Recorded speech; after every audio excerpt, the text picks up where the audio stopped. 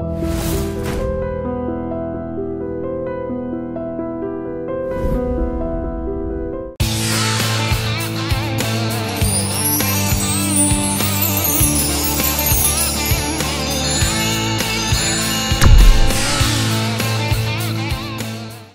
2004లో sir UPA 1 form అయిన తర్వాత అంటే మీ పార్టీ అంటే కాంగ్రెస్ పార్టీ తెలంగాణ విషయంలో ఫ్లిప్ ఫ్లాప్ కాలేదు అనేటువంటిది మీరు ఒక ఇంటర్వ్యూలో చెప్పినట్టు నేను చూశాను.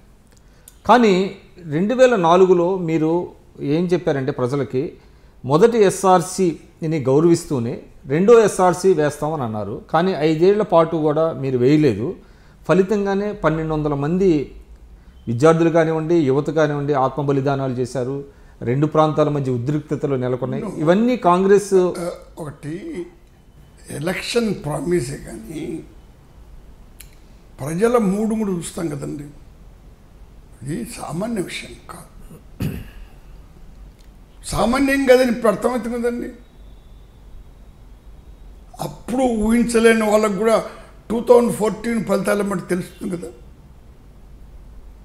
కాబట్టి కాంగ్రెస్ పార్టీకైనా బీజేపీకైనా ఎవరికైనా అది కఠినతరమైన విషయం. అది అంటే అది మీరు సమర్థిస్తారు. అప్పుడు ఎస్ఆర్సీ వేయకపోవడం అనేది సెకండ్ ఎస్ఆర్సీ దానివల్ల ప్రయోజనం ఏంటి? అంటే ఇంత ఉద్రిక్తతలు ఇంత అంటే ఇప్పుడు మేము నిర్ణయం తీసుకుంది 2009లో కదండి, డిసెంబర్ 9th కదా.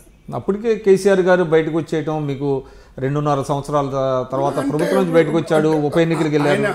ఆయన బయటికి రావడం అవన్నీ కూడా ఎందుకు జరిగినాయి? కాంగ్రెస్ పార్టీ మాట నిలుపుకోవాలంటే శక్తి లేకుంటుంది. మా యూపీఏలో కూడా చాలా పార్టీలు వ్యతిరేకించాయి. కాబట్టి యూపీఏ 1 చేసింది పొరపాటు లేదంటారు. పొరపాటు అని కాదు, దీంట్లో ఏదో నిజాయితీ లేకుండా చేసిన పొరపాటు కాదు. ఇబ్బందులు జరిగే వల్ల జరిగినటువంటి పొరపాటు. కొన్ని కార్యక్రమాలు బోనఫైడ్గా ఉంటాయి, కొన్ని మాలఫైడ్గా ఉంటాయి. అది bona fide mistake, it's a mistake.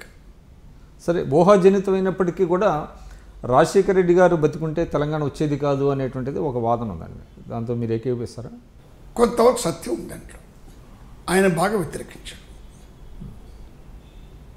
ఆయన అప్పుడు ప్రజల్లో చాలా బలమైన నాయకుడు. ఆయన మాటను మా హైకమాండ్ కాదనలేకపోయింది.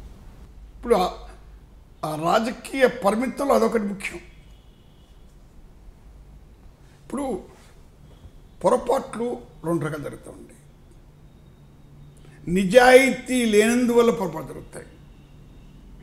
నిజాయితీ ఉన్నప్పటికీ సాధ్యం కానందువల్ల జరగని దాన్ని మనం పొరపాటు అనుకుంటాం. సో ఆ విధంగా కాంగ్రెస్ పార్టీ పొరపాటు చేసింది తప్ప అక్కడ నిజాయితీలో లోపం ఉండి కాదు. సార్ ఇప్పుడు